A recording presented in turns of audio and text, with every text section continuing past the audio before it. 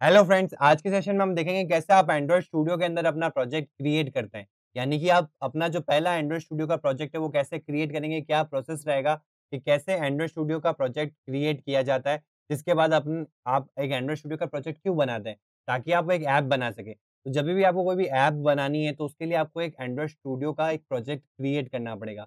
अब मैं यहाँ पे एंड्रॉइड स्टूडियो का प्रोजेक्ट इसलिए बोल रहा हूँ क्योंकि देखो एंड्रॉइड के लिए आज तक सेवरल आईडीज़ रही है। यानी कि पहले की अगर मैं बात करूँ, जब एंड्रॉइड स्टूडियो नहीं था, तो उसमें एक्लिप्स आईडी यूज़ आती थी, यानी कि वो जो प्रोजेक्ट कहलाएगा वो एंड्रॉइड का एक्लिप्स प्रोजेक्ट कहलाएगा। अगर नेटबीन्स की मैं बात करूँ तो नेटबीन्स भी एक ऐसा ही आईडी है जिसमें आप एंड्रॉइड के जो ऐप्स हैं वो क्रिएट कर सकते हैं। ठीक है? यानी ऐप क्रिएट करने के लिए आपको क्या करना पड़ेगा, उसके पर्टिकुलर एंड्रॉइड का प्रोजेक्ट क्रिएट करना पड़ेगा। तो उसको हम कहेंगे नेटबीन्स एंड्रॉइड प्रोजेक्ट या एंड्रॉइड नेटबीन्स प्रोजेक्ट। वैसे ही बात करूँ तो एंड्रॉइड स्टूडियो की जो कि कॉमनली यूज़्ड है और आप जितनी भी जगह आप देखोगे तो अब एंड्रॉइड स्टूडियो ही डेवलपमेंट के लिए यूज़ आता है और उसका रीज़न भी है क्योंकि आपको सारी चीज़ें रिक्वायर्ड रहती है एक एंड्रॉइड प्रोजेक्ट को क्रिएट करते वक़्त, वो इस पर्टिकुलर आईडी में आपको मिल जाएगी। ये बेटर है बाकी सारे आईडीज़ से, इसलिए आप देखोगे कॉमनली यूज़्ड आईडी जो है एंड्रॉइड के लिए वो एंड्रॉइड स्टूडियो हो चुकी है और एंड्रॉइड खुद भी रिकमेंड करता है। तो इसीलिए इसके प्रोजेक्ट को हम बोलेंगे एंड्रॉइड स्टूडियो प्रोजेक्ट। तो इस प्रोजेक्ट को कैसे क्रिएट करना है हमको एंड्रॉइड स्टूडियो के अंदर, वो आज के सेशन में हम देखने वाले हैं। पिछले सेशन में हमने देखा कि कैसे हम एंड्रॉइड स्टूडियो को सेटअप करते हैं, डिफरेंट ओएस के ऊपर। आज वाली क्लास में हम देखेंगे कि सेटअप करने के बाद में आपका जो फर्स्ट स्टेप रहेगा, वो ये रहेगा कि आपको कैसे प्रोजेक्ट को क्रिएट करना है। और जब आप क्रिएट करते हैं एंड्रॉइड स्टूडियो के प्रोजेक्ट को, तो कैसे और कौन से ऑप्शंस आपके सामने आते हैं और कौन से ऑप्शंस कब यूज़ करना है और कौन से ऑप्शन कब यूज़ करना है, ये कैसे आइडेंटिफाई करना पड़ेगा, वो सारा कुछ आपको आज इस क्लास के अंदर समझने को मिलेगा।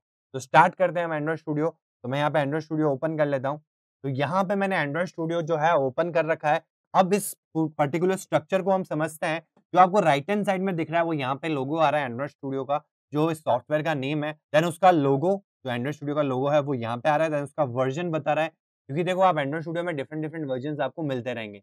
जैसे अगर कोई भी नया अपडेट आता है, तो आपके पास एक ऑप्शन आता रहेगा या फिर एंड्रॉइड स्टूडियो में एक ऑप्शन होता है चेक फॉर अपडेट्स, वहाँ से जाके भी आप अपने एंड्रॉइड स्टूडियो को अपडेट कर सकते हो। अगर आपको अप टू डेट रहना है इस पर्टिकुलर एंड्रॉइड स्टूडियो के वर्ज़न्स के अंडर। ठीक है? तो ये वर्ज़न बता रहा है कि अभी तक जितने भी वर्ज़न्स आए हैं, ये सबसे लेटेस्ट वर्ज़न है और उस वर्ज़न का नाम है 4.1.1। ठीक है? तो यहाँ पे आपको वर्ज़न दिख जाएगा, अगर इससे कोई लेटेस्ट आया होगा तो वो इससे ग्रेटर होगा, तो आप आइडेंटिफ़ाई कर सकते हैं कि आपका जो वर्ज़न है वो लोअर है या आपको एंड्रॉइड स्टूडियो के अंदर भी मिल जाएगा। जब हम उसको ओपन करेंगे तब मैं आपको बताऊँगा कि वर्ज़न कहाँ दिखता है और कहाँ से आप अपडेट के लिए चेक कर सकते हैं। बाय डिफ़ॉल्ट एंड्रॉइड खुद भी पॉपअप सेंड करता है, जब भी वो इंटरनेट से कनेक्ट होता है, यानी कि आप अगर जब भी अपने लैपटॉप या पीसी को इंटरनेट प्रोवाइड करेंगे और एंड्रॉइड स्टूडियो उस समय ओपन है, तो ये ऑटोमैटिकली राइट हैंड साइड में एक पॉपअप आएगा, तो ये कहेगा कि Android Studio needs to update, requires update, new update for Android Studio, ऐसे करके आपको पॉपअप्स आते रहेंगे, तो वहाँ से भी आप अपडेट कर सकते हैं। ठीक है? तो आपका जो वर्ज़न है वो अपग्रेड हो जाएगा। जब भी कोई नया वर्ज़न एंड्रॉइड हिस्ट्री में आता है, एंड्रॉइड स्टूडियो की हिस्ट्री में अगर कोई नया वर्ज़न आता है, तो वहाँ पे आपको ऑप्शन मिल जाएगा, वहाँ से आप उसको अपडेट कर सकते हैं। लेफ्ट हैंड साइड जो आपको ये पैनल दिख रहा है, ये जो लेफ्ट हैंड साइड वाला जो आपको लिस्ट यहाँ पे लिस्ट नज़र आएगी, ये किसकी लिस्ट है? ये आपके एंड्रॉइड स्टूडियो के प्रोजेक्ट की लिस्ट है। जैसा कि अगर आपको याद हो तो पिछली क्लास के अंदर मैंने क्या किया था, जब मैंने एंड्रॉइड स्टूडियो का सेटअप किया था, तो मैंने आपको बताया था कि मेरे को एक नया प्रोजेक्ट क्रिएट करके वो जो रिक्वायर्ड फाइल्स हैं उनको भी इंस्टॉल करना पड़ेगा, ताकि हम ये देख सकें कि हमारा एंड्रॉइड स्टूडियो जो है वो रेडी टू यूज़ हुआ कि नहीं हुआ। तो उस समय मैंने एक प्रोजेक्ट क्रिएट किया था, वही प्रोजेक्ट ये है। ठीक है? तो इसका मतलब क्या होता है, यहाँ पे रिसेंट प्रोजेक्ट्स जो है वो आपके यहाँ शो करेंगे। यानी जो सबसे मोस्ट रिसेंट है वो सबसे ऊपर आएगा और जो सबसे लीस्ट रिसेंट है वो सबसे नीचे आएगा और यहाँ पे ऑलमोस्ट आपके पास 30 टू 40 प्रोजेक्ट्स की यहाँ पे लिस्ट मिलेगी आपको। तो जितने भी प्रीवियस 30 टू 40 प्रोजेक्ट्स हैं, आपने जिन पे काम किया है, वो मोस्ट टू रिसेंट की ऑर्डर में यहाँ पे आपको दिख जाएँगे लीनियर फॉर्मेट में। ठीक है? तो वहाँ से आप इनको क्लिक करके इनको डायरेक्टली भी ओपन कर सकते हैं। अगर इन केस आपको कोई प्रीवियस प्रोजेक्ट को ओपन करना है, तो आप ओपन में ना जाके या कोई दूसरा ऑप्शन ना सेलेक्ट करके इनमें से भी आप सेलेक्ट करके उसको ओपन कर सकते हैं डायरेक्टली। ठीक है? इसको कह सकते हैं हम shortcut to your previous project. ठीक है? अब आ जाते हैं हम इस राइट हैंड साइड में, ये जो पैनल है इसके अंदर। तो यहाँ पे जो फर्स्ट ऑप्शन है वो है आपका क्रिएट न्यू प्रोजेक्ट। जैसे कि आपको नाम से ही पता चल रहा है, मतलब इसके ऊपर क्लिक अगर हम करेंगे तो हमारा नया प्रोजेक्ट क्रिएट होगा। ठीक है? वैसे मैं बात करूँ तो कुछ अलग ऑप्शंस भी यहाँ पे आपको दिख रहे हैं, तो उनके बारे में भी थोड़ा-सा इन्फॉर्मेशन ले लेते हैं। ठीक है? मोस्टली केसेज़ में आपको ये जो ऊपर के 3 दिख रहे हैं, यही काम आने वाला है। बाकी ये बहुत रेयरली आपको काम में आएँगे। तो पहले वाला जो ऑप्शन है वो है क्रिएट अ न्यू प्रोजेक्ट। कोई भी अगर आप आईडी यूज़ करते हो, तो उसमें ये ऑप्शंस मिलेंगे ही मिलेंगे। क्रिएट, न्यू, सेव ये सारे नॉर्मल ऑप्शंस हैं। तो क्रिएट और न्यू 2 ऐसे तरीके हैं जिससे आप आईडी के अंदर जाते हैं, यानी क्रिएट से एक नया प्रोजेक्ट क्रिएट होता है और ओपन से प्रीवियस कोई प्रोजेक्ट क्रिएटेड है, तो हम उसको ओपन करते हैं। तो यही 2 ऑप्शंस ऊपर के बता रहे हैं, यानी कि अगर आपको नया प्रोजेक्ट क्रिएट करना है, तो आप इस पे टैप करेंगे और अगर आपको पुराना कोई अपना प्रोजेक्ट पड़ा है, मतलब पहले से आपने क्रिएट कर रखा है, उसको अगर आपको ओपन करना है, तो आपको open an existing Android project पे जाना है, यानी ओपन एन एक्जिस्टिंग प्रोजेक्ट पे जाना है। देन तीसरा है गेट फ्रॉम वर्जन कंट्रोल। कहीं पे भी आप आईटी सेक्टर में जाओगे तो क्या होता है कि हमको हमारे प्रोजेक्ट का बैकअप रखना बहुत ज़रूरी है। बैकअप रखने के लिए हम क्या करेंगे, हमारे प्रोजेक्ट की फाइल्स को हम कहीं ऑनलाइन स्टोर करेंगे या ऑफलाइन स्टोर करेंगे। और ऑफलाइन और ऑनलाइन में भी बेटर कौन-सा रहता है, आपका ऑनलाइन प्रोसेस रहता है, यानी कि ऑफलाइन में फिर भी अगर आपकी हार्ड ड्राइव है या पेन ड्राइव है वो करप्ट हो गई, तो आपका डेटा लॉस हो सकता है। लेकिन अगर आपने अपने प्रोजेक्ट को बैकअप कर रखा है ऑनलाइन, तो आपका डेटा हमेशा आपके पास अवेलेबल रहेगा और वो आपके लिए ईज़ी भी हो जाएगा कि अगर आपने कहीं सर्वर पे अपलोड कर रखा है, तो आप उसको कहीं से भी एक्सेस कर सकते हैं। आपको किसी एक्सटर्नल चीज़ को कैरी करने की ज़रूरत नहीं, जैसे अगर आप हार्ड ड्राइव या मतलब कोई भी ऑफ़लाइन अगर उसको स्टोर करते हैं, तो आपको कोई ना कोई हार्डवेयर कंपोनेंट जो है या इक्विपमेंट जो है, वो आपको कैरी करना पड़ेगा। ठीक है? ऑनलाइन में क्या होगा कि वो कहीं से भी ईज़िली एक्सेसिबल है, जहाँ से इंटरनेट अवेलेबल है, वहाँ से आप उसको कहीं से भी एक्सेस कर सकते हैं। प्लस ऑनलाइन में ये प्रॉब्लम कभी भी नहीं रहेगी कि करप्ट हो चुका है या हार्डवेयर प्रॉब्लम आ चुकी है, तो इसलिए डेटा लॉस हो गया हो। तो यहाँ डेटा लॉस होने की चांसेस बहुत मिनिमम है। दूसरी चीज़ आती है जो हमारा प्रोजेक्ट है, जो बैकअप करके हम कहीं रखते हैं, तो वो हम कहाँ रखें? मतलब फॉर एग्ज़ाम्पल अगर मैं गूगल ड्राइव पे या अपने ड्राइव पे या अपने कोई सर्वर पे रखूँगा, तो उसमें प्रोसेस में क्या होगा कि जैसे मैंने एक प्रोजेक्ट बनाया, उसके अंदर बहुत सारी फाइल्स हैं। अब प्रोजेक्ट तो क्रिएट हो चुका है, 100 एमबी का प्रोजेक्ट फॉर एग्ज़ाम्पल बन चुका है। आज वाले दिन में मैंने सिर्फ़ 2 नई फाइल्स क्रिएट करी और 3 फाइल्स में चेंजेज़ किए हैं और उससे ज़्यादा कुछ काम किया नहीं है। मतलब वो काम जो था मेरा पूरे दिन का, वो इन 3-5 फाइल्स के अंदर ही है। बाकी कहीं प्रोजेक्ट पे मैंने कुछ भी चेंजेज़ नहीं किए हैं। तो अगर मैं नॉर्मली उसको अपलोड करता हूँ, तो क्या होगा, भले ही मैंने 5 फाइल्स में चेंज किया है या 500 फाइल्स में चेंज किया है, मेरे को पूरा प्रोजेक्ट को हर टाइम अपलोड करके बैकअप रखना पड़ेगा, यानी कि अगर 100 एमबी की पूरी प्रोजेक्ट की फाइल है, तो हर बार आपको 100 एमबी की फाइल को रोज़ाना अपलोड करता रहना पड़ेगा और वहाँ से जो अपलोड फाइल है उसको डिलीट मारना पड़ेगा। जिससे कि आप अपने प्रोजेक्ट का जो लेटेस्ट वर्ज़न है, वो बैकअप करके रखें।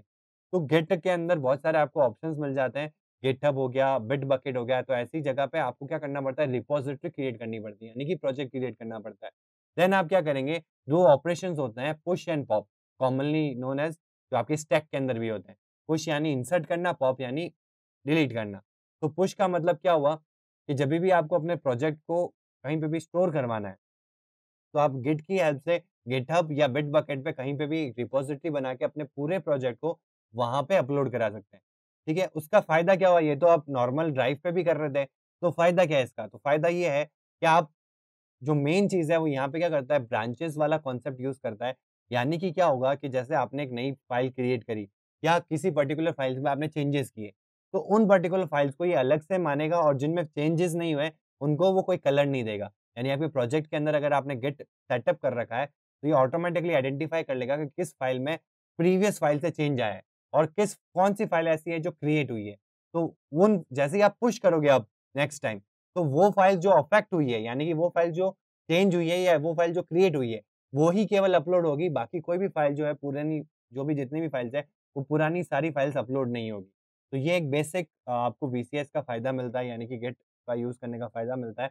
और भी बहुत सारे फ़ायदे हैं गिट के, जिसमें आपकी ट्रांसपेरेंसी रहती है, आप पूरी एक टीम को अगर आप लीड करना चाहते हैं, तो आप अपने प्रोजेक्ट को बैकअप रखेंगे गिट के ऊपर, प्लस आप पूरी टीम जो है आपको, जैसे अगर आप 5 जने एक ही प्रोजेक्ट पे काम कर रहे हैं, टीम काम कर रही है, तो बेटर प्रोसेस क्या रहेगी कि अगर आप उनको गिट के ऊपर सेटअप करके चलते हैं, तो क्या होगा कि अगर मैं यहाँ बैठा हूँ, रिमोट लोकेशन पे मेरा कोई दूसरा डेवलपर बैठा है और तीसरा डेवलपर कोई दूसरी रिमोट लोकेशन पे बैठा है, तो हम आपस में अपने प्रोजेक्ट्स को कम्युनिकेट करवा पाएँगे। यानी कि मेरा जो गिट पे प्रोजेक्ट है, वहाँ पे वो पुश हो गया।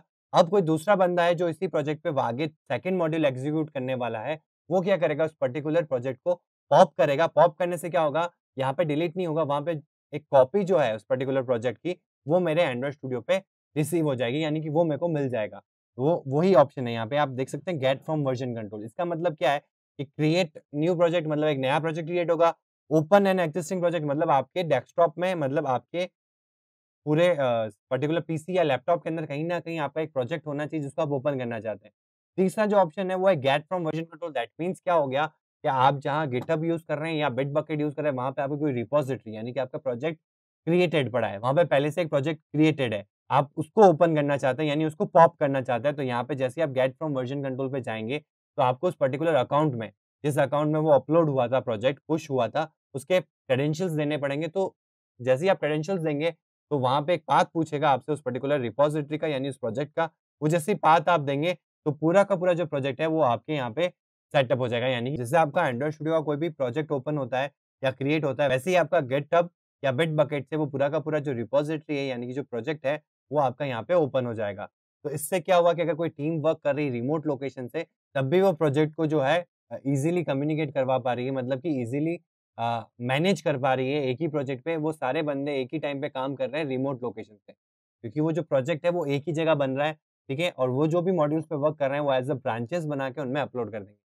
ठीक है? इसको और डीप में हम समझेंगे आगे वाले सेशन के अंदर, जब मैं आपको बताऊँगा कैसे रिपॉजिटरी क्रिएट करनी है आपको बिटबकेट के ऊपर या गिटहब के ऊपर, और कैसे पुश ऑपरेशन परफ़ॉर्म होता है, कैसे पॉप ऑपरेशन परफ़ॉर्म होता है और कैसे ये चीज़ जो है वो एंड्रॉइड स्टूडियो में काम आती है। तो जभी भी आप किसी प्रोफ़ेशनल फ़ील्ड में जाएँगे यानी कि एज़ अ एंड्रॉइड डेवलपर, जब आप किसी कंपनी में हायर हो किए जाएँगे, तो सबसे पहला जो आपको प्रोजेक्ट दिया जाएगा, तो सबसे पहला काम जो कंपनी करेगी वो आपको गिटहब या बिटबकेट पे सेटअप करना सिखाएगी। कैसे एक प्रोजेक्ट को सेटअप किया जाता है, कैसे आपको at the end of the day आपको अपना पूरा जो दिन का काम है, वो आपको पुश करके जाना होगा, ताकि आपके डेटा का जो लॉस है, यानी कि जो भी आप प्रोजेक्ट पे वर्क कर रहे हैं, उसका बैकअप हमेशा बना रहे और जो आपके डेटा का लॉस हो सकता है, उसको मिनिमाइज़ किया जा सके। तो ये हमेशा कंपनी के अंदर फर्स्ट प्रायोरिटी पे आपको ये चीज़ सिखाई जाएगी। अगर आपको नहीं आती है और अगर आपको आती है, तो वो आपको बताएँगे क्या क्या क्रेडेंशियल्स हैं इसके ऊपर और कैसे आप इनको कौन से प्रोजेक्ट के नाम से आपको क्रिएट करना है रिपॉज़िटरी को और कैसे अपने प्रोजेक्ट को वहाँ पे पुश करना है। ठीक है? फिर आते हैं हम प्रोफाइल और डिबग एपीके। अब ये जो ऑप्शन है ये आता है सिर्फ़ और सिर्फ़ एपीके के लिए। मतलब अगर आपके पास एपीके फाइल्स हैं, एपीके मतलब क्या होता है? मतलब जब भी आप कोई एंड्रॉइड का प्रोजेक्ट बनाते हैं, तो जैसे विंडोज़ में जो एग्ज़ीक्यूटेबल फाइल्स होती हैं, यानी जो इंस्टॉलेबल फाइल्स होती है, वो .exe से होती है। वैसे ही डिफरेंट डिफरेंट प्लेटफ़ॉर्म्स के लिए डिफरेंट डिफरेंट एग्ज़ीक्यूटेबल फॉर्मेट्स होते हैं। वैसे ही एंड्रॉइड प्लेटफ़ॉर्म के लिए, एंड्रॉइड ओएस प्लेटफ़ॉर्म के लिए .apk इंस्टॉलेशन फाइल्स का एक्सटेंशन होता है। मतलब कि आपको एंड्रॉइड ओएस के ऊपर कोई भी अगर एप्लीकेशन को इंस्टॉल करना है, दैट मीन्स आपको क्या चाहिए, एक .apk फाइल चाहिएगी। वही चीज़ की यहाँ बात कर रहे हैं कि अगर आपके पास पूरा प्रोजेक्ट नहीं है, फिर भी आपको अगर एपीके को डिबग करना है, तो with the help of Android studio वो भी पॉसिबल है।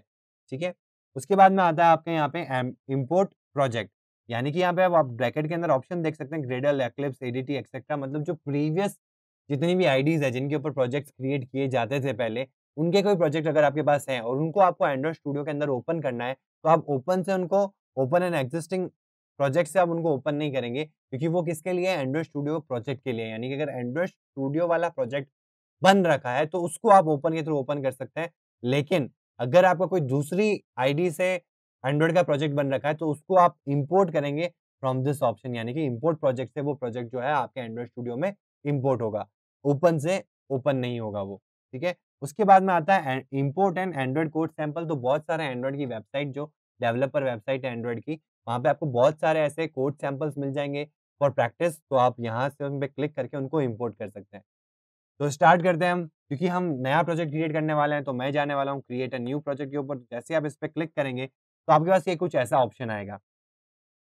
अब मैं आपको बताना चाहता हूँ कि जैसे हमने पहले डिस्कस किया था, एंड्रॉइड के अंदर आप केवल मोबाइल फ़ोन्स के लिए ऐप्स नहीं बनाते, आप जो स्मार्ट वॉचेज़ हैं, आपका टीवी हो गया, स्मार्ट टीवी हो गया, देन ऑटोमोबाइल्स हो गया, देन एंड्रॉइड गैजेट्स हो गया। तो ऐसे बहुत सारे प्लेटफ़ॉर्म्स हैं जहाँ पे एंड्रॉइड के ऐप्स क्रिएट किए जाते हैं। तो एंड्रॉइड स्टूडियो एक यूनिवर्सल आईडी है for all the Android equipment. यानी कि अगर आपको वॉचेज़ के लिए कोई ऐप बनाना है, स्मार्ट वॉच के लिए, तब भी आप एंड्रॉइड स्टूडियो को यूज़ कर सकते हैं। आपको स्मार्टफ़ोन के लिए बनाना है, तब भी एंड्रॉइड स्टूडियो यूज़ आएगा। अगर आपको स्मार्ट टीवी के लिए बनाना है, तब भी आप इसको यूज़ कर सकते हैं। अगर आपको एंड्रॉइड ऑटोमोबाइल के लिए बनाना है या गैजेट्स के लिए बनाना है, तब भी यही सेम आईडी जो है, वो यूज़ में आ सकती है और यूज़ की जाती है। ठीक है? तो यहाँ पे वही ऑप्शन पूछा जा रहा है, क्योंकि हम ये जो कोर्स है, वो किसके लिए है? फ़ोन और टैबलेट के लिए है। और अगर आप मोस्टली एंड्रॉइड का जो भी बल्क पार्ट है, यानी कि एंड्रॉइड के जितने भी यूज़र्स हैं, वो जो बल्क में जहाँ पे है, वो है एंड्रॉइड फ़ोन या टैबलेट के अंदर। मतलब आप ज़्यादातर एंड्रॉइड के यूज़र्स कहाँ, किस एरिया में देखेंगे आप? फ़ोन एंड टैबलेट के एरिया में देखेंगे। वीआर ओएस में भी आपको मिल जाएँगे, लेकिन अभी कम है। धीरे-धीरे ये भी जो यूज़र्स हैं वो बढ़ रहे हैं। देन एंड्रॉइड टीवी इसमें भी आपको धीरे-धीरे यूज़र्स बढ़ते हुए दिखेंगे, लेकिन जो सबसे ज़्यादा यूज़र्स हैं वो आपको फ़ोन एंड टैबलेट में दिखेंगे और ये जो हमारा कोर्स भी जो है, वो पर्टिकुलरली फ़ोन के अंदर कोई ऐप क्रिएट करनी है मतलब एंड्रॉइड फ़ोन या टैबलेट के लिए अगर आपको एंड्रॉइड ऐप क्रिएट करनी है, तो वो कैसे क्रिएट करते हैं, वो अपन सीखने वाले हैं। तो इस पर्टिकुलर में मैं क्या करने वाला हूँ, फ़ोन एंड टैबलेट पे क्लिक करूँगा मतलब इन टैब्स में मैं किस पे क्लिक करूँगा, फ़ोन एंड टैबलेट में। आप यहाँ पे ऐसे आपको सारे ऑप्शंस मिल जाते हैं। आपको किस पे क्लिक करना है, फ़ोन एंड टैबलेट के ऊपर और यहाँ पे बहुत सारे आपको प्री डिफाइंड लेआउट्स दिख रहे हैं, अगर आप यहाँ देख सकते हैं तो। जैसे आप पावर पॉइंट पे कोई भी प्रेज़ेंटेशन बनाते हैं, तो आप देखेंगे कि वहाँ पे बाय डिफ़ॉल्ट कई सारी प्रेज़ेंटेशन की स्लाइड्स बनी होती है, डिफ़ॉल्ट स्लाइड्स कहते हैं हम उनको, ठीक है? उस वो किस लिए होती है? वो इसलिए होती है कि अगर इन केस आपको कोई भी स्लाइड पसंद आती है, उनका स्टाइल पसंद आता है या वो थीम पसंद आती है, तो आपको पूरी मेहनत करने की ज़रूरत नहीं है, उन पर्टिकुलर स्लाइड में से आप कोई भी स्लाइड सेलेक्ट करें और देन उसके अंदर अपना कंटेंट जो है वो फिल अप करके अपनी जो पीपीटी है वो बना सकते हैं। वैसा ही एंड्रॉइड स्टूडियो भी यहाँ पे आपको बहुत सारी स्लाइड्स दे रहा है। स्लाइड इन द सेंस ये एक्टिविटी जो आपकी डिज़ाइन रहेगी मतलब कि आपकी ऐप की जो स्क्रीन रहने वाली है, उसकी जो डिज़ाइन है वो पहले से बना के आपको यहाँ पे ऑप्शन दे रहा है। कि आप इनमें से कोई ओपन करना चाहते हैं, यानी कि आप जो नो एक्टिविटी यहाँ पे कोई भी एक्टिविटी नहीं है, नो एक्टिविटी है दैट मीन्स एक्टिविटी का मतलब क्या होता है? जैसे कि मैंने आपको पहले भी बताया front end and back and combination of 2 things front end and back and मतलब दोनों जब जुड़ जाते हैं आपके जावा फाइल और एक्सएमएल फाइल जब जुड़ जाती है तो कंबाइनली ये कहलाती है एक्टिविटी, ठीक है? तो जो ये चीज़ दिखा रही है ये क्या आपके सामने जो स्क्रीन बता रही है, ये जो स्लाइड्स हैं ये किसके लिए है? फ्रंट एंड के लिए, यानी कि आपको डिज़ाइन कैसी चाहिए आपकी स्क्रीन के लिए। तो आप अगर एक प्रोजेक्ट क्रिएट करते हैं जैसे आप कोई एक्सेल फाइल क्रिएट करते हैं तो एक बाय डिफ़ॉल्ट शीट ओपन आती है। वैसे ही जैसे आप वर्ड की कोई फाइल क्रिएट करते हैं तो एक बाय डिफ़ॉल्ट पेपर ओपन आता है। मतलब वर्ड का जिसमें आप मल्टीपल आगे कंटेंट बढ़ाते जाएँगे तो पेपर बढ़ते जाएँगे। वैसे ही यहाँ पे भी क्या हो रहा है, जब आप एंड्रॉइड स्टूडियो में कोई प्रोजेक्ट क्रिएट करते हैं तो बाय डिफ़ॉल्ट एक स्क्रीन का कंटेंट जो है यानी कि एक स्क्रीन वो जो हम एंड्रॉइड में बोलते हैं एक्टिविटी यानी कि उसका जो फ्रंट एंड और उसका बैक एंड यानी कि उसकी जावा फाइल और उसकी एक्सएमएल फाइल वो बाय डिफ़ॉल्ट क्रिएटेड आएगी।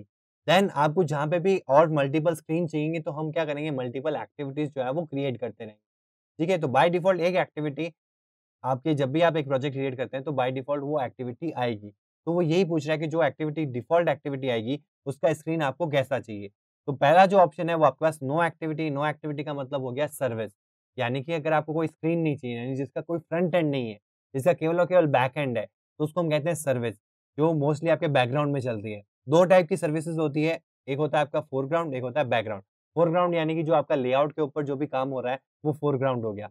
और पीछे की साइड में मतलब जो आपको लेआउट में कोई चेंजेस नहीं दिख रहे हैं, मतलब लेआउट में कुछ भी चेंज नहीं हो रहा लेकिन फिर भी पीछे कोई प्रोसेस चल रहा है, उसको हम कहते हैं बैकग्राउंड प्रोसेस। जैसे कि आपका डाउनलोड प्रोसेस है। कोई भी आप फाइल डाउनलोड करते हो तो आपकी जो यूआई है उसमें कोई चेंज नहीं आता। लेकिन अगर आप देखेंगे तो पीछे एक प्रोसेस चल रहा है जो आपके पर्टिकुलर नेट से कोई फाइल को डाउनलोड कर रहा है आपके सिस्टम के अंदर। ठीक है? हाँ, जब वो कंप्लीट हो जाता है तब लेआउट में कुछ चेंजेस आ सकते हैं। लेकिन जब वो प्रोसेस चल रहा है तो उस प्रोसेस को हम कहेंगे बैकग्राउंड। आपका कोई भी नोटिफ़िकेशन आता है फ़ोन के अंदर तो वो भी एक बैकग्राउंड प्रोसेस है जो पीछे से चेक कर रहा है कि कोई नोटिफ़िकेशन इस पर्टिकुलर ऐप के लिए आया कि नहीं आया। तो जैसे ही वो एग्ज़ीक्यूट होता है, तो आपको एक पॉपअप दिख जाता है अपनी स्क्रीन के ऊपर नोटिफ़िकेशन का, आप उस पे क्लिक करते हैं और आप सीधे अपने ऐप में चले जाते हैं। तो ये सारी चीज़ें क्या हैं बैकग्राउंड प्रोसेसेस हैं। तो अगर आपको कोई भी बैकग्राउंड में कोई काम कराना है, आप कहीं पे भी चले जाओ यानी कि अगर आप विंडोज़ ओएस या कोई भी ओएस अगर आप यूज़ करते हो, तो सब में 2 तरह की प्रोसेसेस होती है, एक फोरग्राउंड प्रोसेस होती है, एक बैकग्राउंड प्रोसेस होती है। अगर आप विंडोज़ की बात करें तो विंडोज़ में भी एक विंडो डॉट ईएक्सई नाम का एक प्रोसेस चल रही होती है, अगर आप उसको क्लोज़ कर देंगे तो आपका जो डेस्कटॉप या कोई भी विंडो दिख रहा है, वो एक बार के लिए ब्लैंक हो जाएगा। 10 या 5 मिनट के बाद में वो ऑटोमैटिकली वो विंडो डॉट ईएक्सई वापस एग्ज़ीक्यूट होगी और फिर आपको ये सारा कुछ देखने को मिलेगा। यानी कि वो भी बैकग्राउंड में चल रहा है। तो कई सारी ऐसी बैकग्राउंड प्रोसेसेस चलती रहती है, वो आपके एंड्रॉइड फ़ोन में भी चलती है मतलब कोई भी ओएस में चलती है यानी कि एंड्रॉइड ओएस में भी बैकग्राउंड प्रोसेसेस चलती है, जिसमें यूआई में कोई इम्पैक्ट नहीं आता यानी कि यूज़र को कुछ भी नहीं दिखता लेकिन पीछे वो प्रोसेस कोई भी पर्टिकुलर चीज़ को एग्ज़ीक्यूट करने के लिए प्रोसेस बैकग्राउंड में चलती रहती है। तो वो अगर आपको अपने ऐप में करनी है जैसे कि आपको अपने ऐप में कोई नोटिफ़िकेशन की सर्विस लगानी है या फिर बैकग्राउंड में डाउनलोड सर्विस लगानी है, प्रोसेस करना है, तो उसके लिए हम क्या कर यूज़ करेंगे सर्विस को यूज़ करेंगे। देन आता है आपका बेसिक एक्टिविटी, ये आपने देखा होगा जो भी अगर आप जीमेल ऐप यूज़ करिए, अगर आपने व्हाट्सएप ऐप यूज़ करी है, तो इस बेसिक एक्टिविटी का मतलब क्या है यहाँ पे ये जो आपको एक बटन दिख रहा है राउंड बटन, जिसमें बीच में प्लस है, तो ये एक डिज़ाइन का फॉर्मेट है। तो इस डिज़ाइन के फॉर्मेट को एंड्रॉइड में कहा जाता है बेसिक एक्टिविटी। क्योंकि नॉर्मली अगर आप देखोगे तो मोस्टली केसेस में आपको जब भी कंपोज़ या कोई भी मैसेंजर है, तो उसमें आपको ऐसी एक्टिविटी ही मिलेगी, तो उसको बेसिक एक्टिविटी कहते हैं। देन आपका आता है बॉटम नेविगेशन, ये बॉटम नेविगेशन आपने देखा होगा इंस्टाग्राम के अंदर जहाँ पे नीचे नेविगेशन का ऑप्शन होता है। इन सबको हम एक-एक करके अलग-अलग मॉड्यूल्स में समझेंगे। सर मैं आपको अभी बता रहा हूँ कि ये क्या दिखा रहा है यहाँ पे, ये क्यों दिखा रहा है इसका रीज़न ये है कि अगर आपको बॉटम नेविगेशन चाहिए अपने ऐप के अंदर, तो आप डायरेक्टली इस एक्टिविटी को सेलेक्ट करें, नेक्स्ट करें और अपना जो प्रोजेक्ट बिल्ड करें उसमें पहला जो स्क्रीन रहेगी, वो आपकी बॉटम नेविगेशन रहेगा। यानी कि डिज़ाइन वाइज़ काम कंप्लीट करके देगा, आपको बैकएंड वाला काम करना ही पड़ेगा कि उस पर्टिकुलर ऑप्शन नेविगेशन व्यू के अंदर जो भी आइटम्स आ रहे हैं, उनके क्लिक पे आपको क्या काम करना है, वो तो आपको मेंशन कोड करना ही पड़ेगा। लेकिन डिज़ाइन जो है, वो ये पहले से बना के देगा अगर आप ये जो पर्टिकुलर स्लाइड है, यानी ये जो एक्टिविटी है, अगर आप सेलेक्ट करते हैं तो। देन आपकी आती है एम्प्टी एक्टिविटी जिसे हम यूज़ करेंगे। यानी कि जब भी हम कोई नई चीज़ सीख रहे हैं तो हम शुरू से स्टार्ट करेंगे यानी स्क्रैच से स्टार्ट करेंगे। तो हम हमेशा एम्प्टी एक्टिविटी को सेलेक्ट करेंगे। यानी ये सारी चीज़ें जो आपको यहाँ पे दिख रही है, वो एक एम्प्टी एक्टिविटी से भी क्रिएट की जा सकती है। ये सिर्फ़ और सिर्फ़ आपका टाइम बचाने के लिए जो हम टाइम कब बचाने के लिए जाएँगे, जब हमको बेसिक में सारा कॉन्सेप्ट जो है वो क्लियर है। यानी कि मैं बेसिक अच्छे से समझ चुका हूँ। मेरे को अब फ्रॉम स्क्रैच एंड्रॉइड समझ में आ चुका है। अब मैं एंड्रॉइड के अंदर नेक्स्ट लेवल पे चला गया हूँ। तो अब मैं अपना टाइम बचाने के लिए इन पर्टिकुलर चीज़ों को अगर मेरी ऐसी डिज़ाइन बन रही है, तो मैं एम्प्टी एक्टिविटी ना यूज़ करके इन डिज़ाइन को यूज़ करूँगा, ताकि मैं अगर 10-15 मिनट भी अगर बचा सकता हूँ, तो मैं अपने प्रोजेक्ट को टाइम पे डिलीवर कर पाऊँगा। अपनी कंपनी के अंदर या अगर मैं फ्रीलांसिंग भी कर रहा हूँ, तो मैं उस पर्टिकुलर टाइम पे उसको मीट कर पाऊँगा। तो मैं ये चीज़ें यूज़ करूँगा। लेकिन जब मैं उसको सीख रहा हूँ, तो मैं ये जो शॉर्टकट्स हैं, इनको यूज़ नहीं करूँगा। ठीक है? तो ये सारी चीज़ें अब आते हैं ये जो फुल स्क्रीन एक्टिविटी है, आपकी अगर कोई स्प्लैश स्क्रीन बनानी है, तो फुल स्क्रीन एक्टिविटी यूज़ आती है। अगर आपको कोई भी चीज़ पूरी आपको ना तो ऊपर नोटिफ़िकेशन बार चाहिए, ना ही आपको टूल बार चाहिए, तब भी हम फुल स्क्रीन एक्टिविटी को यूज़ करते हैं। स्प्लैश का मतलब आपको समझ में आया? जैसे कि स्प्लैश का मतलब जैसे आप फ़ेसबुक स्टार्ट करते हैं, तो फ़ेसबुक में बाय डिफ़ॉल्ट आप देखेंगे जैसे ही आप फ़ेसबुक ऐप ओपन करते हैं, तो एक ब्लू कलर की फुल स्क्रीन आएगी जिसमें बीच में आपका फ़ेसबुक का लोगो होगा और नीचे ऐसे डॉट्स लोड हो रहे होंगे। ठीक है? और उसके बाद में आपका फ़ेसबुक ऐप ओपन होता है, तो उसे हम कहते हैं स्प्लैश, जो आपका स्टार्टिंग स्क्रीन होती है, यानी कि वेलकम स्क्रीन होती है। तो उसे स्प्लैश स्क्रीन कहा जाता है, वो फुल स्क्रीन में दिखाई जाती है। तो जब भी हम हमारे ऐप के अंदर स्प्लैश स्क्रीन बनाएँगे, तो हम फुल स्क्रीन को यूज़ करेंगे और हम ये सारी चीज़ें जो हैं, वो एम्प्टी एक्टिविटी से भी बना सकते हैं। ऐसा नहीं है कि अगर आपको ऐसी चीज़ चाहिए, तो आपको यही सिलेक्ट करना पड़ेगा। जैसे कि मैंने अभी आपको बताया, जब आपको बेसिक जो एंड्रॉइड के कंपोनेंट्स हैं, वो अच्छे से समझ में आ चुके हैं, तब आप इन चीज़ों को, इन शॉर्टकट्स को यूज़ कर सकते हैं। ठीक है?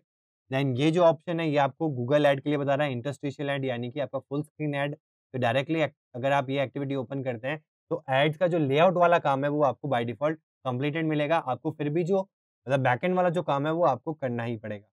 देन आपकी गूगल मैप्स एक्टिविटी गूगल के लिए मतलब मैप्स लगाने के लिए फिर आपको मैप्स बाय डिफ़ॉल्ट चाहिए अपनी एक्टिविटी में, तो ये लेआउट ऐसा सेटअप होके आएगा जहाँ पे लेआउट वाइज़ आपको कुछ काम नहीं करना है। बैकएंड में फिर भी आपको उस पर्टिकुलर गूगल मैप को सेटअप करने के लिए जो भी लिस्टनर लगाए जाते हैं, वो सारे काम आपको बैकएंड में करने रहेंगे। मतलब ये सिर्फ़ और सिर्फ़ आपका लेआउट वाइज़ काम जो है ईज़ कर देगा मतलब कम कर देगा, कि लेआउट में आपको इन सारी चीज़ों को अगर ऐसा कुछ डिज़ाइन है, तो आपको इन सबको बनाने की ज़रूरत नहीं है, आप इनमें से कोई भी सेलेक्ट कर सकते हैं। अगर जैसे आपकी कोई लॉगिन एक्टिविटी है, तो वो भी आप यहाँ से सेलेक्ट कर सकते हैं। अगर लॉगिन स्क्रीन बनानी है आपको, देन आपको ये जो मटेरियल डिटेल फ्लो है, ये आपका पर्टिकुलरली टैबलेट के लिए बनता है, ठीक है? अगर हम मोबाइल की बात करें तो उसको हम नेविगेशन ड्रॉवर के अंदर यूज़ करते हैं। आपने देखा होगा साइड मेन्यू, उसको स्लाइड मेन्यू भी कहते हैं, नेविगेशन ड्रॉवर भी कहते हैं और साइड मेन्यू भी कहते हैं। वही चीज़ अगर मैं टैबलेट की बात करूँ क्योंकि टैबलेट की साइज़ बड़ी होती है, प्लस टैबलेट में क्या होता है अगर आप उसको लैंडस्केप मोड में ओपन कर रहे हैं, यानी कि ये आपका पोर्ट्रेट मोड होता है, ये आपका लैंडस्केप मोड होता है। तो अगर आप लैंडस्केप मोड में अगर टैबलेट को ओपन कर रहे हैं, तो आपके पास मोर देन इनफ स्पेस है।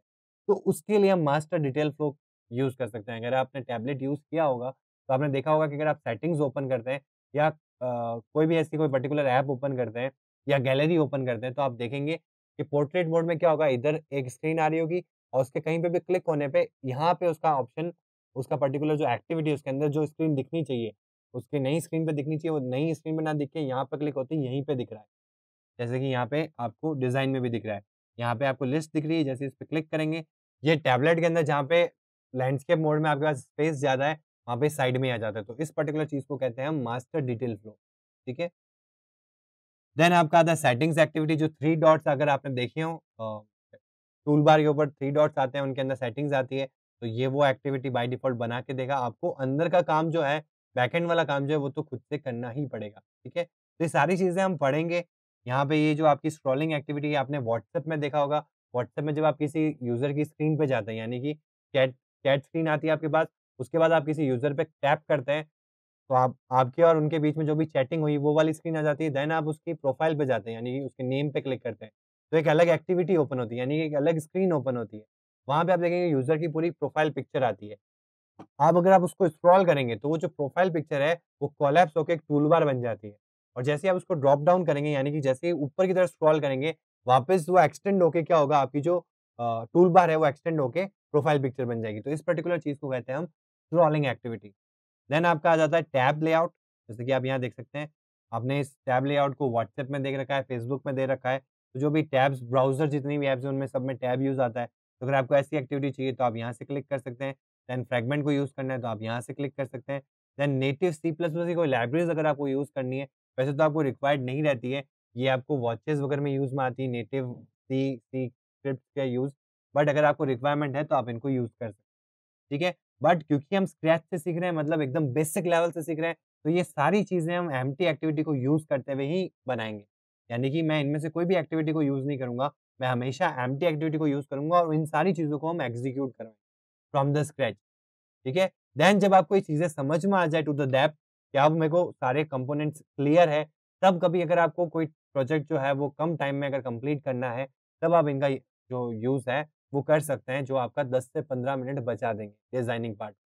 ठीक है? तब आप इनमें से कोई भी जो लेआउट है, अगर वो आपकी डिज़ाइन से मैच करता है, तो आप इनमें से कोई भी सेलेक्ट करके भी प्रोजेक्ट को बिल्ड कर सकते हैं।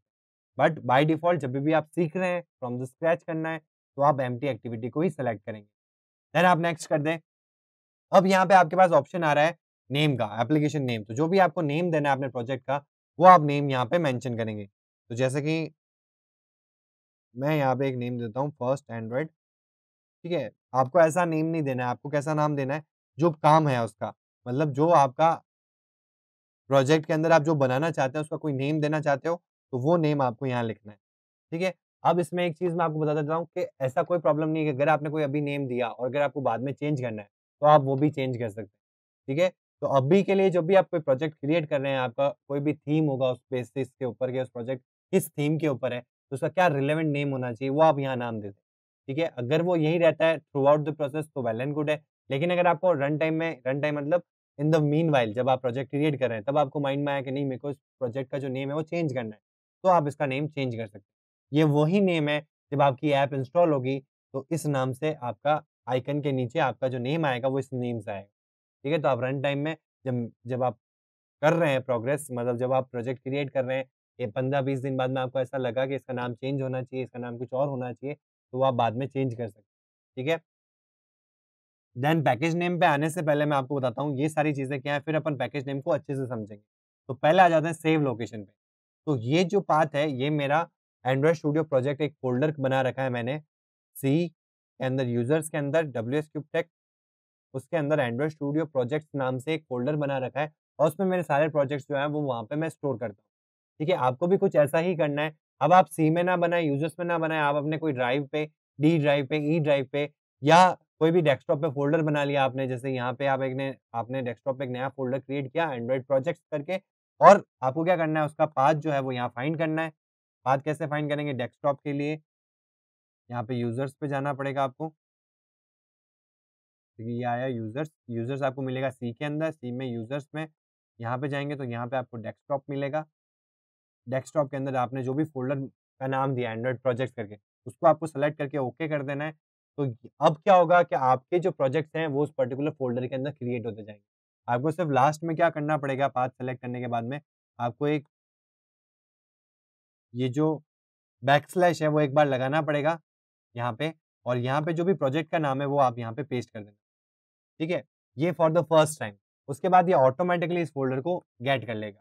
नहीं तो क्या होगा कि अगर आप यहाँ तक ही छोड़ दोगे इसको, जैसे आपने फ़ोल्डर सेलेक्ट कर लिया एंड्रॉइड स्टूडियो प्रोजेक्ट करके, तो अब क्या होगा जो आपका प्रोजेक्ट क्रिएट होगा ना, वो इस पर्टिकुलर फ़ोल्डर के अंदर फाइल्स आ जाएगी।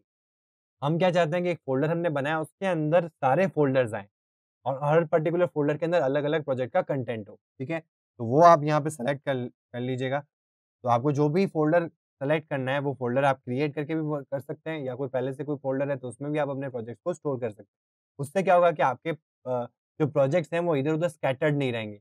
आपको एक ही फ़ोल्डर में सारे जो प्रोजेक्ट्स हैं, वो मिल जाएँगे ताकि कभी भी आपको इन केस कोई प्रोजेक्ट को ढूँढना है या उसको वापस ओपन करना है, तो आप इज़िली देख पाएँगे, उसको ढूँढ पाएँगे, सर्च कर पाएँगे। देन आपके पास यहाँ पे ऑप्शंस आते हैं लैंग्वेज के लिए, जैसा कि मैंने आपको बताया जावा भी होती है और कोटलिन भी होती है, यानी कि आपकी जो बैकएंड लैंग्वेज है एंड्रॉइड के लिए, वो आपकी बेसिक में तो जावा ही होती है, लेकिन अभी अगर हम देखें, तो अब कोटलिन भी आ चुकी है। तो आप कोटलिन में भी कोडिंग कर सकते हैं बैकएंड की और ऐप लाइव कर सकते हैं। और आने वाले टाइम में ऐसा भी हो सकता है कि एंड्रॉइड अपनी वैसे तो दोनों ही अभी ऑफ़िशियल है, लेकिन एंड्रॉइड ऐसा भी कह सकता है कि अब जावा में प्रोजेक्ट्स नहीं आएँगे, अब सारे कोटलिन में आएँगे, तब आपको कोटलिन में ही बनाना है। ठीक है? तो मैंने इसी कोर्स के अंदर एक सेक्शन अलग से डाल रखा है कोटलिन के ऊपर, तो हम कोटलिन उस सेक्शन में पढ़ेंगे कि फ्रॉम स्क्रैच कि अगर मेरे को कोटलिन में कोडिंग करनी है, तो वो कैसे की जाती है, ठीक है? तो उस समय जब भी हम कोटलिन में यूज़ करेंगे, तो हम क्या करेंगे इसको कोटलिन पे क्लिक करके प्रोजेक्ट को क्रिएट करेंगे और अभी के लिए हम क्या कर रहे हैं जावा सेलेक्ट कर रहे हैं क्योंकि जावा कोर लैंग्वेज है फॉर एंड्रॉइड। अगर आपको जावा अच्छे से समझ में आ गई फॉर एंड्रॉइड, तो आप कोटलिन को भी अच्छे से समझ पाएँगे और उसको एग्ज़ीक्यूट भी कर पाएँगे, ठीक है? तो अभी के लिए हम क्या करेंगे यहाँ पे बाय डिफ़ॉल्ट तो आपको कोटलिन ही दिखाएगा, बट आपको क्या करना है यहाँ पे जावा पे क्लिक कर देना है, ठीक है? देन हम आते हैं मिनिमम एसडीके के बारे में। तो मिनिमम एसडीके के अंदर यहाँ पे आपको एपीआई लेवल दिख रही है, यानी कि ये वर्ज़न सेलेक्ट करने को कह रहा है। अब इसका मतलब क्या है? इसका मतलब ये है कि आप जो प्रोजेक्ट क्रिएट कर रहे हैं, उसमें आप मिनिमम कौन-सा वर्ज़न डाल रहे हैं। मतलब कि ये आपका जो प्रोजेक्ट है, ये इस वर्ज़न तक ही चलेगा, इसके बाद जितने भी वर्ज़न है, मतलब इसके पहले जितने भी वर्ज़न थे एंड्रॉइड के, उनमें आपका प्रोजेक्ट नहीं चलेगा। तो आपको यहाँ पे एक मिनिमम एसडीके सेट करना पड़ेगा। डिपेंडिंग ऑन द फीचर, मतलब आप जो फीचर यूज़ कर रहे हैं अपने ऐप के अंदर, वो फीचर पर्टिकुलर किस एंड्रॉइड ओएस के वर्ज़न में आया था, तो वो आपको मिनिमम सेट करना पड़ेगा। जैसे कोई पर्टिकुलर ऐसा कोई फीचर है जो इस पर्टिकुलर वर्ज़न 7 में आया एंड्रॉइड के, एंड्रॉइड 7 में आया, ठीक है? तो उस पर्टिकुलर फीचर को अगर आपको यूज़ करना है, तो आप क्या करेंगे, मिनिमम एसडीके जो है वो अपना यहाँ पे 7 सेट करेंगे। यहाँ पे आपको जाना है और इसको नौगढ़ को सेट कर देना है, ठीक है? तो अब क्वेश्चन आता है कि जब आप बेसिक बना रहे हैं, तो आप हमेशा यही चाहेंगे ना कि आप जितने वर्ज़न मिनिमम जो मिनिमम से मिनिमम वर्ज़न है, उसको सेलेक्ट करें, ताकि जितने भी यूज़र्स हैं, आप उनको टारगेट कर पाएँगे। क्योंकि हर किसी के पास लेटेस्ट वर्ज़न नहीं होगा ओएस का या मीडियम वर्ज़न नहीं होगा, किसी के पास पुराना वर्ज़न भी होगा, ठीक है? तो वही चीज़ है, जब भी आप कोई बेसिक ऐप क्रिएट कर रहे हैं, यानी कि जब कोई ऐसी लिमिटेशन नहीं है कि आपको ये पर्टिकुलर इस वर्ज़न का ये फीचर यूज़ करना है या फिर आप बेसिक से कोई ऐप क्रिएट कर रहे हैं, तो आप हमेशा क्या यूज़ करेंगे, जो भी मिनिमम जो सबसे मिनिमम वर्ज़न है हम उसको सेलेक्ट करेंगे। तो आप यहाँ पे देख सकते हैं जैसे ही मैं 4.1 को सेलेक्ट कर रहा हूँ, तो ये मेरे को यहाँ पे बता रहा है 99.8% ऑफ डिवाइसेज़ को मैं टारगेट कर रहा हूँ। यानी ऑल ओवर द वर्ल्ड जितने भी एंड्रॉइड यूज़र्स हैं, अगर मैं 4.1 में अपना प्रोजेक्ट को क्रिएट करता हूँ, तो वो 99.8% यूज़र्स को टारगेट कर पाएगा, यानी कि उन सबके फ़ोन्स में चल पाएगा। इतने परसेंट यूज़र के फ़ोन में मेरा ऐप रन हो पाएगा, यानी कि इंस्टॉल हो पाएगा। ठीक है? अगर जैसे-जैसे मैं इसको बढ़ाता जाऊँगा, जैसे कि मैंने अगर 8 वर्ज़न कर दिया यहाँ पे ओरियो कर दिया, तो यहाँ पे आप देख सकते हैं 60.8 वर्ज़न आ गया। यानी कि 39.1% का जो डिफ़रेंस है वो यहाँ पे आपको देखने को मिल गया। यानी 39.1% जो यूज़र्स हैं इन दोनों के बीच में, 8 और 4.1 के बीच में, ठीक है? तो ये आपको ध्यान रखना है हमेशा कि आप नॉर्मली अगर आपके पास कोई ऐसा रिक्वायर्ड कंडीशन ना हो, तब तक आप हमेशा क्या करेंगे मिनिमम वर्ज़न को ही सेलेक्ट करेंगे। अब ये सब सेटअप करने के बाद में हम वापस आते हैं पैकेज नेम पे। तो पैकेज नेम क्या है? देखो पैकेज नेम समझने के लिए आपको ये समझना पड़ेगा कि जब भी हम कोई प्रोजेक्ट क्रिएट करते हैं, तो हम फाइनल रिज़ल्ट क्या है उसका? मतलब हम प्रोजेक्ट क्रिएट कर रहे हैं, उसके बाद हम क्या करेंगे? अपना जो भी कोडिंग करना है हम कोडिंग करेंगे। उसके बाद लास्ट में हम क्या करेंगे? जब हमारा सब कुछ काम कंप्लीट हो गया, उसके बाद हम क्या करेंगे? उसका एक डॉट एपीके फाइल बनाएँगे। तभी अगर डॉट एपीके फाइल नहीं बनाओगे तो वो दूसरे एंड्रॉइड फ़ोन्स पे कैसे रन होगी? तो उसके लिए आपको क्या करना पड़ेगा? लास्ट में आपको एक डॉट एपीके फाइल क्रिएट करनी पड़ेगी। अब वो एपीके फाइल बिल्ड हो गई, लेकिन यूज़र्स तक कैसे पहुँचाओगे? तो यूज़र्स तक पहुँचाने के लिए हमको क्या करना पड़ेगा? उस फाइल को प्ले स्टोर पे एक ऐप बना के उसमें वो अपलोड करनी पड़ेगी, ताकि वो प्ले स्टोर पे वो हमारी जो ऐप है, वो दिखे यूज़र को। एक्चुअल में वो ऐप क्या है? डॉट एपीके फाइल है। जब आप इंस्टॉल करते हो, तो पहले वो डाउनलोड होती है, तो एक्चुअल में वो आपकी डॉट एपीके फाइल जो होती है, वो डाउनलोड होती है, फिर वो इंस्टॉल होती है और फिर आप उस ऐप को चला पाते हैं। अगर मैं भी चाहता हूँ कि मेरा प्रोजेक्ट भी यूज़र्स इंस्टॉल करें और उसको यूज़ करें, तो मेरे को क्या करना पड़ेगा? उसकी एक डॉट एपीके फाइल बनानी पड़ेगी और उसको प्ले स्टोर पे लाइव करना पड़ेगा। तो जब हम प्ले स्टोर पे लाइव करते हैं, तो हमारा जो नेम है, अब जो एंड्रॉइड प्ले स्टोर है, वो कैसे जो प्ले कंसोल जिसे कहते हैं, वो कैसे आइडेंटिफ़ाई करेगा कि ये प्रोजेक्ट अलग है, ये एंड्रॉइड ऐप अलग है, ये एंड्रॉइड ऐप अलग है, ये एंड्रॉइड ऐप अलग है। तो फर्स्ट ऑफ ऑल जो दिमाग में क्वेश्चन आता है कि इसको यूनिक करने के लिए हम क्या कर सकते हैं? यूनिक नेम ले सकते हैं। तो अगर मैं कोई कैलकुलेटर ऐप बना रहा हूँ या कोई भी ऐसी ऐप बना रहा हूँ, जैसे टिक टैक टो ऐप बनाई या कुछ भी ऐप बना रिलेवेंट ऐप बना रहा हूँ, तो उसका रिलेवेंट नेम ही रखेंगे। अगर ऐप के नेम को जो प्ले कंसोल है वो यूनिक रखता तो क्या होता, जिसने पहला कैलकुलेटर बनाया, उसका नाम तो क्या मिलता कैलकुलेटर। उसके बाद जितने भी लोगों ने कैलकुलेटर ऐप प्ले स्टोर पे डालनी है, तो उनको क्या करना पड़ता, अपना जो कैलकुलेटर का जो नेम है वो कैलकुलेटर के नाम से नहीं रख सकते, उनमें कुछ ना कुछ एडिशनल नेम डालना पड़ता जो कि यूनिक हो। जैसे आप किसी सोशल नेटवर्किंग में जब अपना अकाउंट क्रिएट करते हैं, तो वहाँ आपसे प्रोफाइल नेम या यूज़र नेम पूछता है। तो आप अपना नेम डालते हो तो आता है this user name already exist. तो आप अपने नेम के आगे कुछ ना कुछ अल्फ़ा न्यूमेरिक कुछ ऐड करते हैं, कुछ डेट ऑफ बर्थ ऐड करते हैं, कुछ नंबर ऐड करते हैं, कुछ स्पेशल कैरेक्टर्स ऐड करते हैं, जिससे कि वो यूज़र नेम एक्सेप्ट हो जाए।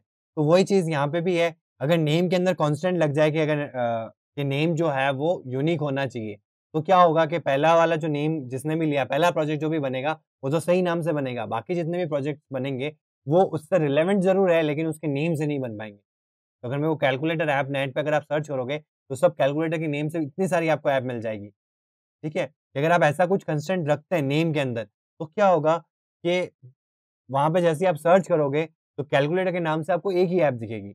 बाकी सारी ऐप कहाँ होगी? डिफरेंट-डिफरेंट नेम से होगी, तो आपको उनको डिफरेंट-डिफरेंट नेम डालने पड़ेंगे और फिर वो जो ऐप है वो आपको दिखेगी एज़ अ यूज़र। तो मैं एज़ अ डेवलपर क्या चाहूँगा कि मेरी ऐप जैसे कोई कैलकुलेटर लिखे तो कैलकुलेटर के अंडर ही वो सब दिख जानी चाहिए।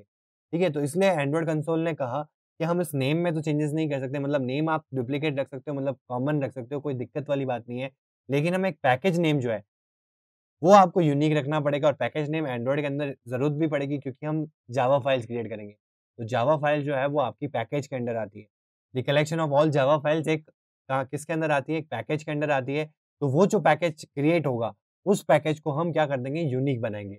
यानी कि जो यहाँ पैकेज नेम मैं लिखने वाला हूँ, वो यूनिक होना चाहिए, मतलब आज तक कोई भी जो प्ले स्टोर पे ऐप पड़ी है, उनके जो पैकेज नेम है, उससे मेरा ये पैकेज नेम मैच नहीं करना चाहिए।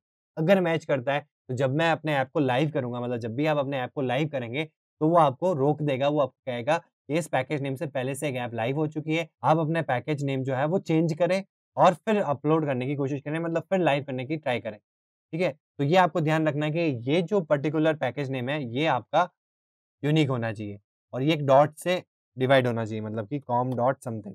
अब कॉम क्यों ले रहे हैं, उसका भी मैं रीज़न बताता हूँ। अगर आप एंड्रॉइड का प्रोजेक्ट क्रिएट कर रहे हैं, ठीक है? तो आप किसी बेस पे या थीम पे कर रहे हैं, तो ये हम मतलब एंड्रॉइड मान के चलता है कि अगर आप किसी थीम पे कर रहे हैं, तो आप एक बड़े लेवल का एंटरप्रेन्योरशिप कर रहे हैं, तो आपकी एक वेबसाइट भी होगी, ठीक है? तो वेबसाइट के लिए आपने एक डोमेन भी ले रखा होगा और डोमेन अपने आप में क्या होगा, एक यूनिक नेम होगा, ठीक है? क्योंकि डोमेन कभी ऐसा देखा है क्या कि एक ही वेबसाइट के ऊपर आप 2 अलग-अलग यूआरएल वेब एड्रेस पे जा रहे हैं, तो 2 अलग-अलग वेबसाइट पे जा रहे हैं, पॉसिबल ही नहीं है। डोमेन हमेशा यूनिक होता है, यानी कि एक यूआरएल जो है, वो एक ही वेबसाइट पे ले जाएगा, अगर आपको दूसरी वेबसाइट पे जाना है, तो उसका एक अलग यूनिक यूआरएल होगा। वैसा ही यहाँ पे वो ये मान के चलता है कि अगर आप कोई प्रोजेक्ट क्रिएट कर रहे हैं, दैट मीन्स आप पूरा फाइनेंशियली उसको ग्रो करने की सोचेंगे, यानी कि उसका एक वेबसाइट बनाएँगे, उसका एक डोमेन परचेज़ करेंगे, तो जो भी आप डोमेन लेंगे, वो डोमेन का उल्टा जो है, वो आप यहाँ लगा देंगे। फॉर एग्ज़ाम्पल अगर मैं यहाँ बात करूँ, मैं कैलकुलेटर ऐप बना रहा हूँ, तो मैंने कैलकुलेटर नाम दे दिया इसका, कोई दिक्कत नहीं है। कैलकुलेटर नाम से पहले से भी प्रोजेक्ट्स हैं, पहले से भी ऐप हैं प्ले स्टोर पे, लेकिन आप फिर भी कैलकुलेटर नाम से इसका प्रोजेक्ट क्रिएट कर सकते हैं। बट यहाँ जो पैकेज नेम देंगे, वो आप कॉम डॉट कैलकुलेटर से देंगे या कोई भी दूसरा नाम। अब आपको ये देखना है कि कॉम डॉट कैलकुलेटर जो है, वो पहले से किसी का पैकेज नेम है कि नहीं है। अगर ये पहले से किसी का पैकेज नेम है, तो ये आपको चेंज करना पड़ेगा। उसके लिए आपको क्या करना पड़ेगा, चेक कैसे करेंगे कि ये जो आपने पैकेज नेम दिया है, सही है कि नहीं है? तो आपको ब्राउज़र खोलना है। तो ब्राउज़र खोल लिया, ब्राउज़र के अंदर आपको क्या करना है, यहाँ पे लिखना है प्ले स्टोर। ठीक है? जो आप अभी तक फ़ोन पे ओपन करते आए हैं, अभी मैं आपको ब्राउज़र पे ओपन क्यों करवा रहा हूँ? क्योंकि फ़ोन पे एक यूआरएल नहीं आती। तो एक्चुअल में अगर आप प्ले स्टोर में कोई भी ऐप को ओपन करेंगे ना, तो उसकी एक यूआरएल ऊपर आती है, उसमें एक आईडी इक्वल्स टू उसका पैकेज नेम आता है, जिससे आपको ये पता चलेगा उसका पैकेज नेम क्या है। इसलिए हमने जो प्ले स्टोर है, वो यहाँ पे ब्राउज़र में ओपन किया, ताकि मैं आपको बता सकूँ कि कैसे आपको पता लगेगा कि इस पर्टिकुलर ऐप का क्या पैकेज नेम है, या अगर मेरा कोई पैकेज नेम है, तो मैं कैसे चेक करूँ कि वो किसी ऐप ने ले तो नहीं रखा है। ठीक है? तो पहली चीज़ तो ये है कि अगर आप जैसे ही अपनी ऐप को लाइव करोगे, तभी वो आपको बता देगा प्ले स्टोर कि ये जो आपने पैकेज नेम लिया है, ये पैकेज नेम पहले से किसी ने ले रखा है, आप अपना पैकेज नेम चेंज करें, देन वापस आप इसको लाइव करें। ठीक है? तो वहीं आपको पता चल जाएगा। देन आप रन टाइम में, मतलब प्रोजेक्ट क्रिएट करने के बाद भी अपने पैकेज नेम को चेंज कर सकते हैं। जैसे मैंने आपको नेम के केस में बताया, वैसे पैकेज नेम को भी आप बाद में चेंज कर सकते हैं। ऐसा कुछ नहीं है एंड्रॉयड के अंदर कि ये चीज़ आपने अगर पहले मेंशन कर दी तो अब ये ऐसी रहेगी, अब ये चेंज नहीं हो सकती। तो थ्रू आउट कोई भी चीज़ ऐसी नहीं मिलेगी आपको एंड्रॉयड के अंदर कि जिसको आप रीचेंज या रीनेम नहीं कर सकते, ठीक है? बट फिर भी दूसरा तरीका क्या है अगर आपको पता करना हो, जैसे कि मैं यहाँ पे फेसबुक ओपन करता हूँ। तो ये फेसबुक ऐप है, अगर जैसे ही मैं इस पे क्लिक करता हूँ, तो यहाँ पे अगर आपको यूआरएल अगर दिख रही है, तो यूआरएल के अंदर आप देखेंगे कि आईडी इक्वल्स टू com.facebook.katana। तो ये किसका पैकेज नेम है? फेसबुक का पैकेज नेम है। ऐसे ही अगर मैं व्हाट्सएप की बात करूँ, तो व्हाट्सएप पे क्लिक करते हैं और यहाँ पे व्हाट्सएप का जो पैकेज नेम है वो com.whatsapp है।